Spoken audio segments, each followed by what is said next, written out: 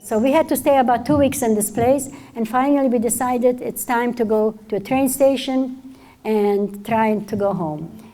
While we were at the train station, there were all kinds of people there, and my sister Helen, there were some Czech soldiers at the train station, and my sister Helen met a Czech soldier at the station, and they fell in love. He was such a good-looking guy. Everybody fell in love with him. But before we left the train, Tibor said to my sister, this gorgeous young man, he says, here is my key to my house in Prague. You go home, see who survived the war, then you come to Prague and you're going to live with me. Anyway, so as we were going home, it took 4 weeks to get home, and we were having a good time actually, meeting all kinds of people all along, and all of a sudden the whole world is so kind to us. They're offering us to sleep at night, okay? Where was the world when we needed them? Nobody offered to help us.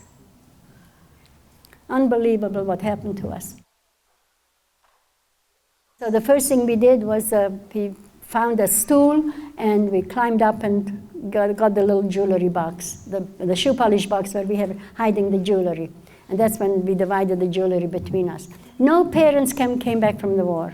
No mother or father, not one. Of course, not too many people came back to my village. Only about 18 or 20 people came back. We had 600 people there. Somebody came home that was with my father in camp, and he told us what happened to my father. My father was in a factory working, and he got sick, and they put him in the gas chamber. They couldn't help him. So we knew my father is gone. A few days later, somebody else came back that was with my brother in a camp, okay? They were in Germany in a big factory working, 300 men, and 10 days before the war ended, they took the whole camp into the forest, made them dig a big hole, and they killed everybody. So I said, so how did you survive? He says, I could not leave my bunk bed. He was so sick. He survived. All the others were killed. So anyway, so we knew what happened to my father and my brother, so there's no reason for us to stay here anymore. Helen says, I am leaving for Prague. So she left for Prague, and Judy and I stayed behind because we wanted to see who else is coming home. So we stayed another couple of weeks. Not too many people were coming home. Finally, I said to Judy, I think we need to leave. So we're going to the train station, to Uzhhorod, and we couldn't get on a train. We were there 3 days, and Judy said to me, I'm going back to my hometown. There's a young man who got his house back. He wants to marry me. We're going to stay in Seredně. Okay, you want to stay? Fine. I'm not going to go back to Seredně. I'm going to go to Prague where Helen is. So I waited another day, and then I finally got on the train to go to Prague. So my sister Helen said to me, there is a gentleman by the name of Sir Leonard Montefiore who is looking for 1,000 Holocaust survivor children under age 16 to take to England for rehabilitation. And Helen thought this would be a good idea for me to go. They found 732 kids. And of course, a lot of us were older because none of us had any identifications. The planes that came to pick us up, they came from England, okay? Because Sir Leonard Montefiore was from England, and they used the bomber planes, all right? And they couldn't put more than 30, 35 kids on each bomber plane. So it took many, many trips. It started in August 1945 till February 1946.